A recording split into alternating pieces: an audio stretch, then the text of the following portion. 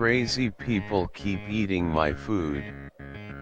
Walking to McDonald's, I asked for my food.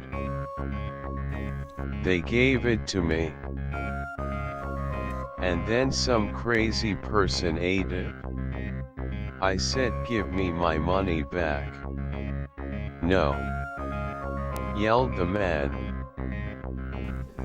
So then I walked out of the door. So why do these crazy people keep eating my food? I'd like to know. So here's to all of you food stealers. Nobody likes it when you steal their food. So next time you go to McDonald's, watch your back. So that's my story, you all. Peace out.